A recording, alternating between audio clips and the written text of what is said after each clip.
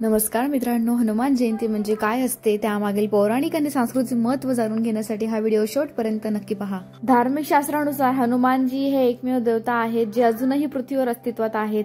त्रेतायुगात चैत्र महिन्याच्या पौर्णिमेच्या दिवशी भगवान शिव यांनी हनुमानजी म्हणून आपला 11वा अवतार घेतला। भगवान रामाचे लाडके भक्त भगवान हनुमान यांची जयंती मोठ्या उत्सवात साजरी केली जाते। माता अंजनी आणि केसरी यांचे पुत्र हनुमानजी यांना वानरदेव, बजरंगबली आणि वायुदेव म्हणून ओळखले जाते। मग जाणून घेऊया हनुमान जयंतीची आख्यायिका। प्राचीन आख्यायिकेनुसार अंजना नावाच्या अप्सराचा जन्म एका शापामुळे पृथ्वीवर झाला होता।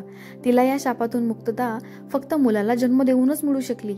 वाल्मिकी रामायणात उल्लेख आहे की हनुमानजींचे वडील केशरी हे सुमेरूचे राजा आणि भगवान बृहस्पती यांचे पुत्र होते। संतती प्राप्तीसाठी अंजनाने 12 वर्षे तीव्र तपश्चर्या केली, भगवान शिवाची मोठ्या भक्तीने पूजा केली। परिणामी तिला हनुमानजींना पुत्र म्हणून आशीर्वाद मिळाला।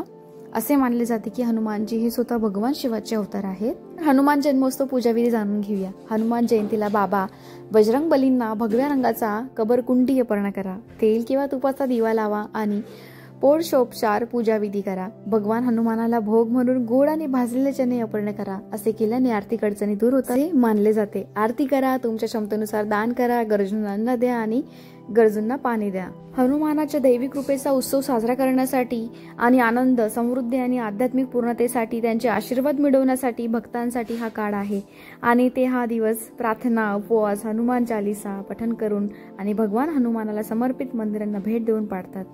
जर तुम्हाला हा व्हिडिओ आवडला असेल तर लाईक करा, तुमच्या मित्रांबरोबर शेअर करा आणि चॅनल सबस्क्राईब करायला विसरू नका। पुन्हा भेटूया पुढच्या व्हिडिओमध्ये। तोपर्यंत हनुमान जयंतीच्या तुम्हाला खूप खूप कोटी कोटी शुभेच्छा। Lots love you. जय हनुमान जी, जय श्रीराम।